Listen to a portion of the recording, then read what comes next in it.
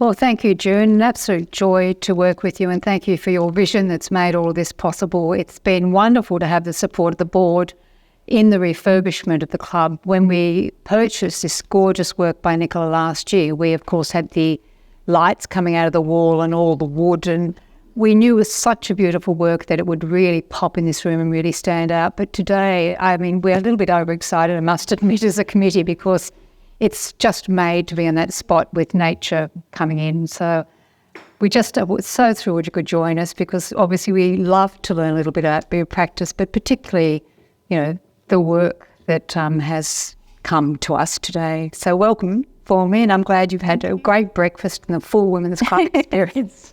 Thank you, Virginia. When we started this project, we not only wanted women at a certain point in their career, we also wanted to have works that were really a snapshot of the time. So contemporary practice, contemporary artists. And as with the Kathleen Edneys, which are in the main dining room, this is a product of the pandemic. And I know there'll be a point we'll stop talking about that soon, but it does change dramatically the experience of an artist. I mean, an artist who lives an interior life, but someone like Nicola who travels a lot and has done extensive residencies both around Australia, one for, you know, a year long. So I'd like to start, if I may, by talking about what that experience has been as an artist, not anything more than that, and then to talk about the return with a new eye to the real world when you travelled to London. Yeah, so the pandemic, being at home was sort of like, before I was in my studio a lot, but I decided to give myself a project during the pandemic, and I came up with a residency at home which I called Local Air, and AIR was an acronym for Artist in Residence. So Local Air was a way that I could sort of feel grounded and have something to focus on while everything was happening in the world. So I made a whole body of work based on Local Air, which was my own garden. And it was sort of like the fence line was the boundary, because I think initially in the early days you weren't allowed to travel more than five kilometres. Yeah, so a lot of the works featured things like fence lines and a lot of birds because of the freedom, I think, but also because the airlines, where I live in the Gold Coast, the passenger jets fly overhead. So I was thinking you'd have silence. It was incredible. The quiet sky was so amazing. So it was just the birds. We get big Brahminy kites and wedge-tailed eagles flying overhead. And so it was quite a different sky to what had been before the pandemic. Which must have brought you out. I mean, reframed and refocused. The garden was really grounding. I spent a lot of time outdoors in the garden, and I titled works using words from news broadcasts and things. So the word safe was used quite a bit, you know, safe home and things like that. So, and then you went to London after that period? Well, that was a little bit later, but it was the first travel overseas after COVID. It was the first time I was able to travel again. So I often have a residency each year or every second year. So this was an opportunity to visit a large city. I've had a city and nature project running for quite a few years where I look at the green space and plants in a city environment and how the locals interact with that space. And I'm sorry, just for a moment, if Laura would be available to turn up the sound, or Danielle? Taking care of the sound. Yeah. So I'm just playing around because there's a slight buzz that's happening. Yeah, no, that's all right. I could just see a few ladies gently nodding towards me. But you also, we might speak up in the interim, but this has been a continual part of your practice. I mean, formal parks, traditional parks, heritage parks. I'd like to understand what makes you consider them as a space for, your practice. Well, I think I'm quite interested in how these spaces end up in a city. So they often have a history. In London, a lot of the parks are previous royal grounds. They've been hunting grounds and so on, and that's why they still exist today. 'cause it's difficult to introduce green space into a city. It's really things that have heritage that are left with us that we see as green space. So it's just understanding how do these spaces come to be, and if we were wanting to introduce more green space into a city, how would we do it? That was really interesting. It's often industrial grounds or a site that's remodelled and considered as green space is the way that it can be introduced in, future.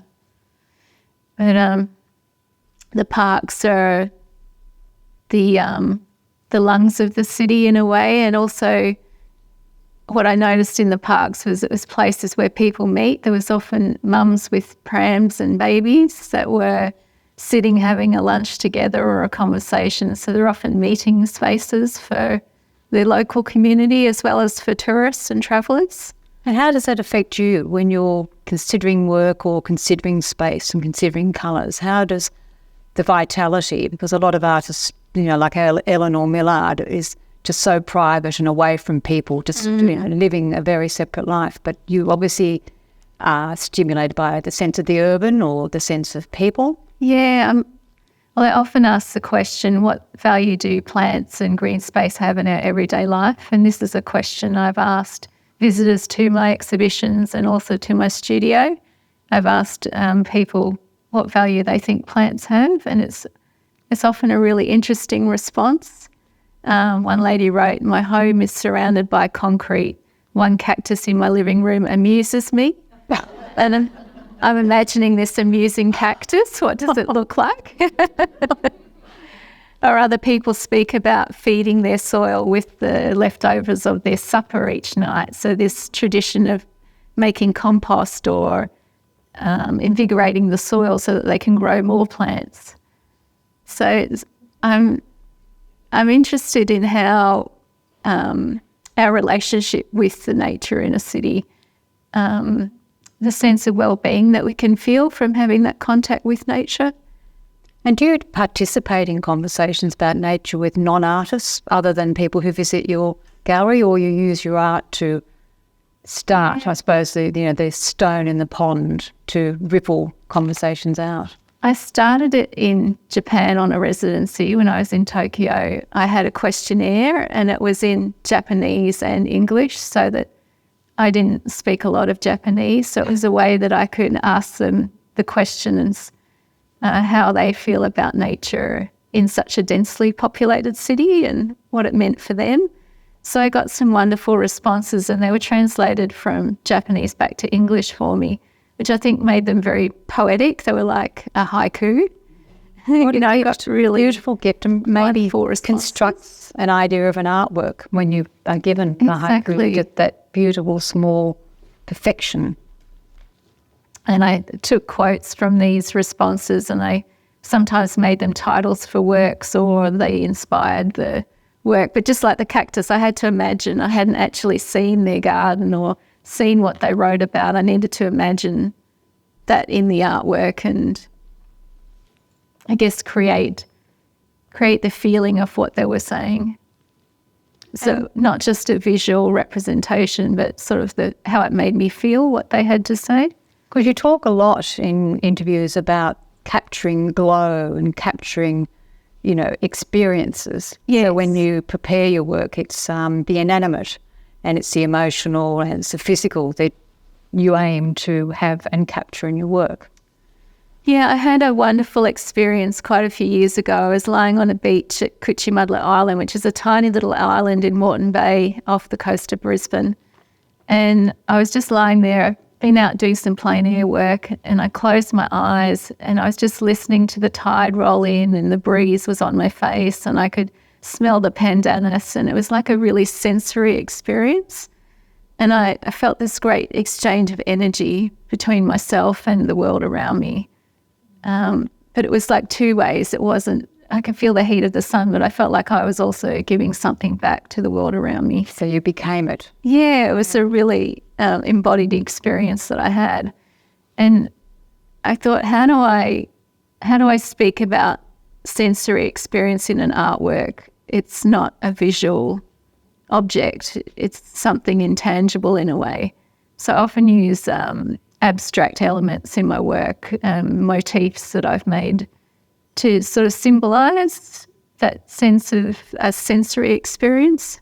And do you find you have a repetition of symbols, or you find that it's unique to, say, the year you were in Japan or the year you were in London? Do you continue them, or they're reinvented? And yeah, so some of it's quite rigorous. I have elements of Tokyo that I would only use if I was making a work that was Tokyo-based. But I have other motifs that really speak about energy or bird call or a breeze or something, and they're quite, I mean, that happens all over the world, those feelings I get. So I'll use those motifs quite often in my work. And for the people who haven't seen the rest of your work, who've just seen this beautiful piece, I mean, what would a motif look like, or a symbol? What would be the sort of thing that you might capture if you're capturing light or you're capturing a glow? It's like a very intricate infinity symbol. I took the branches of a tree, a paper cut that I'd made, and I cut it into smaller pieces, and then I reassembled it, and I made this circular form that, like a very complex infinity symbol. But I use it to stand in for energy and a very positive, optimistic feeling in a work. And I know a lot of people are interested in the layering. So you're a paper cutter, a paper worker, you've got years of papers and you do stenciling. So I think it'd be really lovely to hear you talk about how a work like this is created, and that the reservoir of your own resources that you use each time you create a new body of work. Well, the paper's just wonderful because it captures nuances. I can take it with me into environments, and sometimes it'll be frottage work where I'm taking a rubbing of a surface, or I might stain it with some ochre or the water from a river or something. You know, you can get stains from a place as well.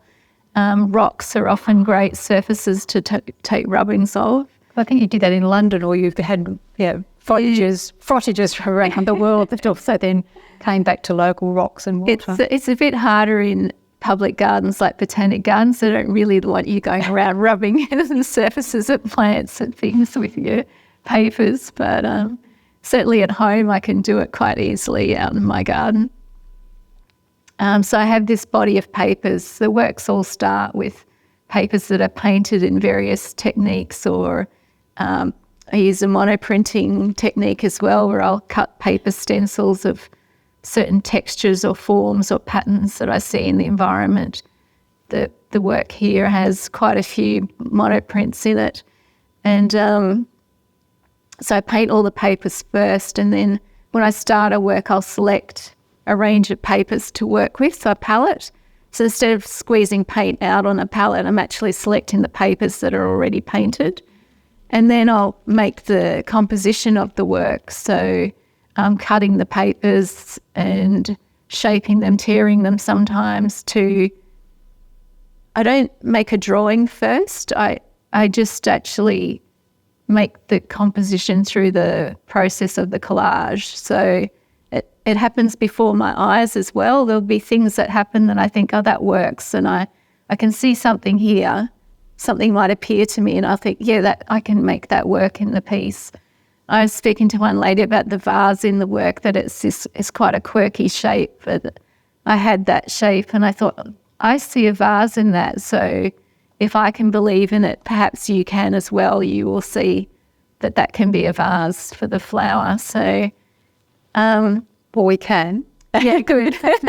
But, one doesn't expect that one necessarily can, because that's the whole joy of art. That's right. You're giving us a gift, and, you can say it's a vase and we can see something completely different, but the ambiguity is also... That's right. It keeps it quite open for you to bring your own interpretation to the work as well. And then when I've worked out all of the composition of the work, then I actually take it all apart again and remake it where it's glued down onto the canvas using acrylic medium. So it's the final finished work is a very smooth surface, and the paper forms a skin over the canvas to make it a whole surface for the work. There's sort of multiple readings. It's a little bit also like the Louise Allerton work we have there, which, as you saw with the glasses on, it's sort of differing layers, but why we're so happy to pair them together, because each explores space, we think, in a really interesting way. Yeah. This work comes from an exhibition that was held in July 2023. It seemed a lifetime ago since we found the work, an exhibition called Choose Love. I'd like to just read a quote from the exhibition, and it inspires Nicola. It's from the philosophical writings of the American spiritual teacher Gary Zukav, and it's from The Seat of the Soul. And it is, the choice that frees or imprisons us is the choice of love or fear. Love liberates, fear imprisons.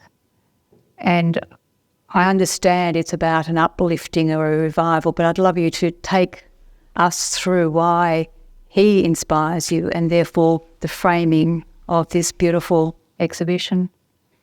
Yes, he has this podcast series which captures the summary of the chapters in his book, and I was listening to that in the studio while I was making this body of work for the Project Air. And it really resonated with me, this idea of choosing love, because I think at the time there was a lot happening in the world, and I think that's always true. There's always a lot happening in the world, and it's easy to have that sort of dominate your thinking. And I realised that for myself, I need to have some positivity and something uplifting to balance that. And I find my relationship with nature is what gives me that feeling of well-being and being grounded, and it's a very positive thing for me, very positive feeling. But the love element, is that? The love, well, love in a very broad sense.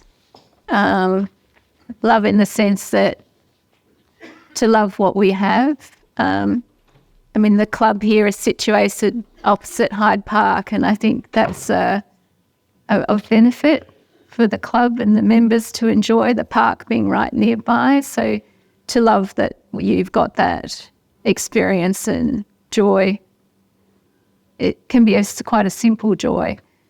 So I think, but quite profound. Because yes. It does, I know for a lot of us, having this refurbishment opens up these three stunning views, and we leave the city, we live in the trees when we're in this room, and I think it instantly changes the nature of conversations and the openness of people to a different way of spending time together. So the exhibition featured a lot of the parks in London and the Botanic Gardens in London and so on. So it was thinking about that love of green space, and I think that or just that it's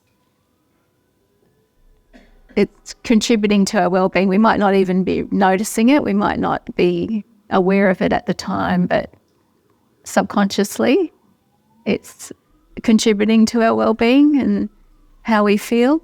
Well, continual nourishment really, isn't it? Yeah, that's right.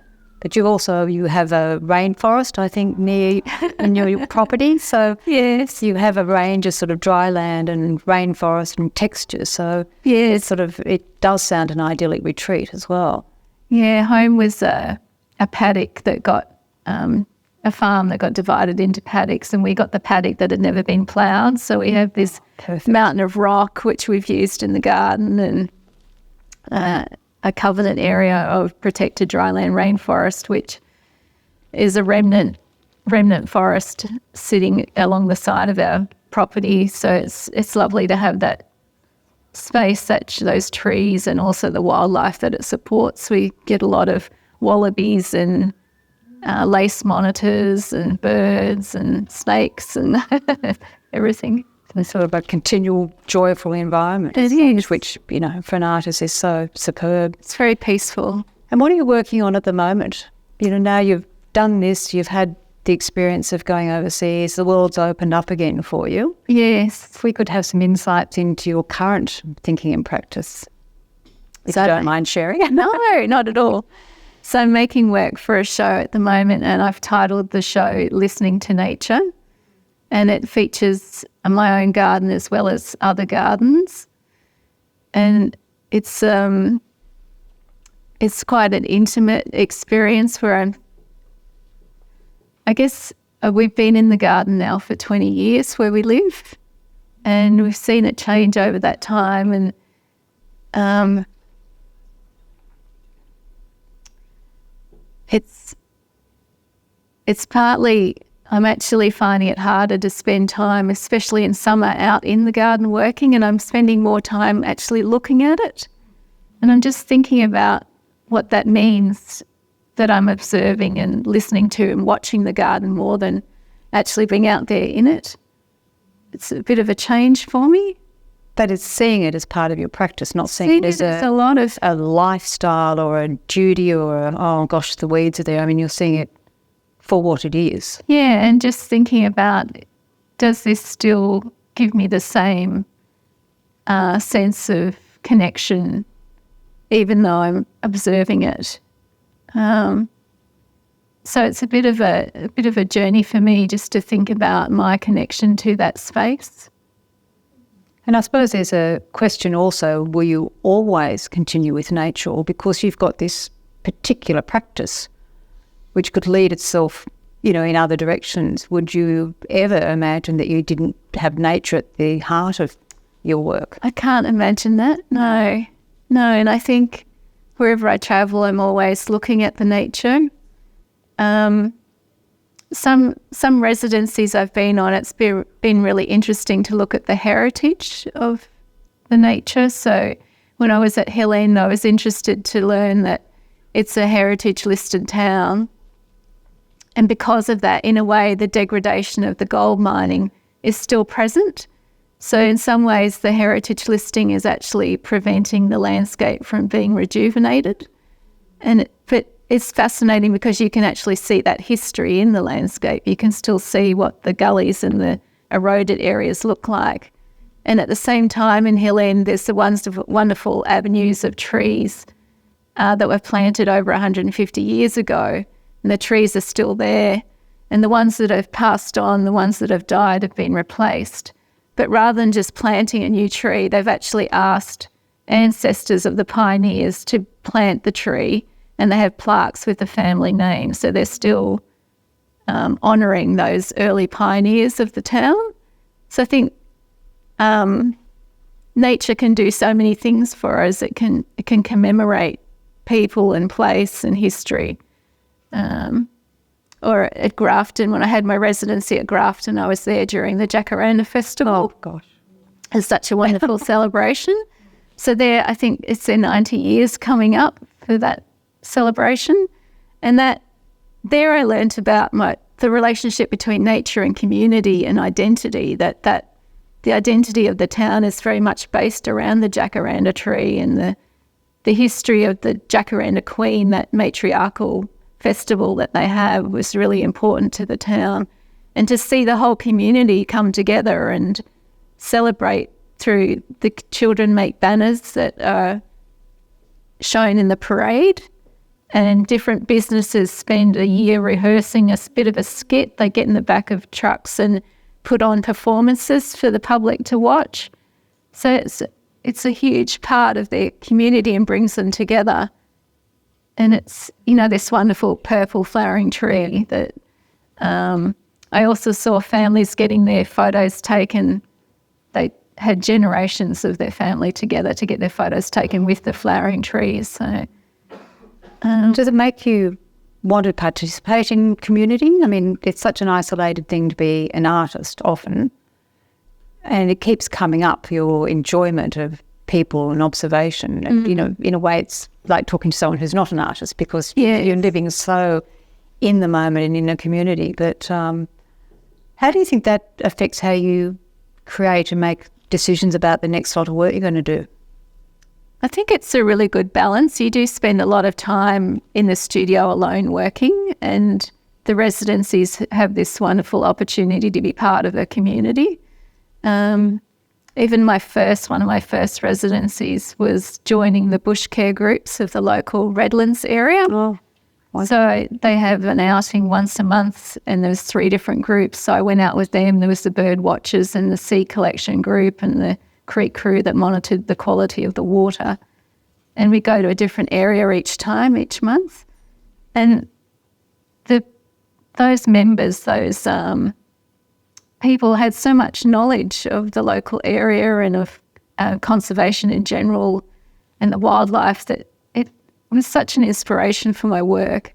And I produced a body of work that was shown, and it really featured the work that the bush care people had done and the results of their work. And they came to the show. They don't normally go to art shows, but they came to the show. And so it was a really a reciprocal relationship there where they got to see their work represented in a different way and telling a story about what they do.